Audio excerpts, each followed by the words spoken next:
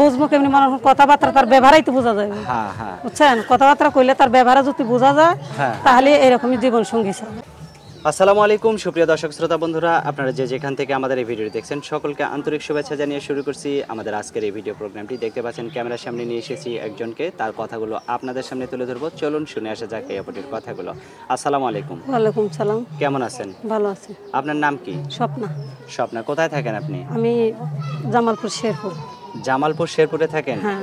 আচ্ছা, আপনার স্বামী কি করে? স্বামী সাইরা দিছে, বিয়ে কেন হয়েছিল সাইরা স্বামী দিছে সাইরা। কেন? এই যে কষ্ট জ্বালা দিত কেন লিগে সাইরা দিছে।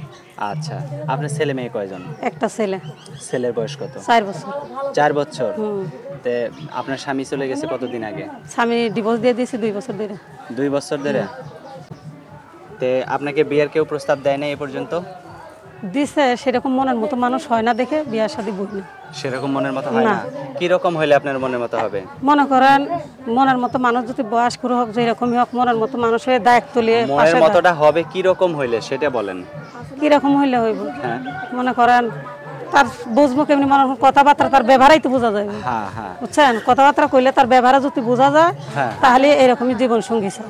আচ্ছা, তো আপনার ফোন নাম্বার দিবেন ভিডিওতে? ভিডিওতে পরে দিয়ে দিন। পরে দিবেন? আচ্ছা, পরে যখন দিবেন তখন ভিডিওতে নাম্বার দিয়ে ছেড়ে দিব। হ্যাঁ হ্যাঁ। আচ্ছা, আর কিছু বলবেন ভিডিওতে? আচ্ছা, ভালো থাকবেন। হ্যাঁ প্রিয় দর্শক, আপনারা ভালো থাকবেন। আজ এ পর্যন্তই। আসসালামু আলাইকুম।